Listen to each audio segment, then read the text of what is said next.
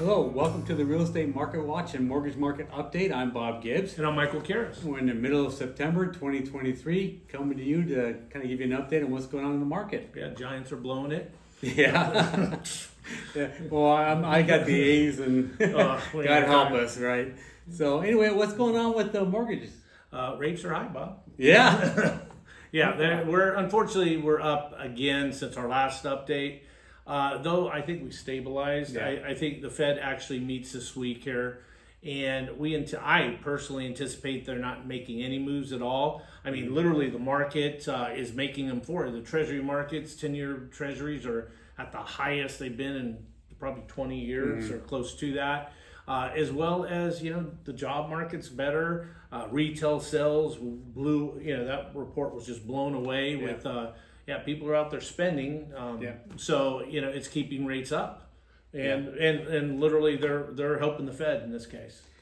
What's the expectation later this year, early next year? I see the Fed, their dot chart, which is their prognostication chart, where the voting members say, hey, this is what we think is going to happen in the coming months and year, whatnot. And the dot charts based on the voting members, they may cut rates up to 1% next year. Mm-hmm. So again, where we're at today is I don't think is where we're going to be a year from now. I think where we start seeing those cuts are right around this time next year. Okay. So anybody getting a loan right now, I do think it's temporary.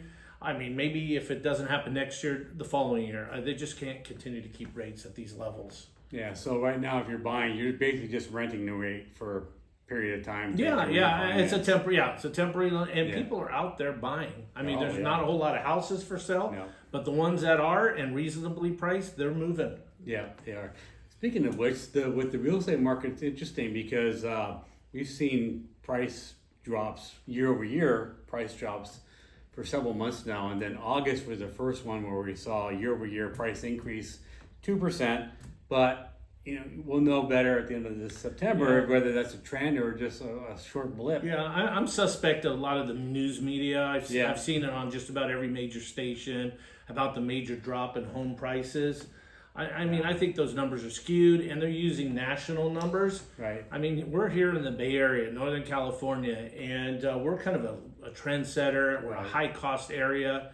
And with high earnings, the jobs here are phenomenal in the earning level and the capabilities. So I don't think those numbers really are attributed to us in this area. No, in fact, we are seeing multiple offers again. Yeah.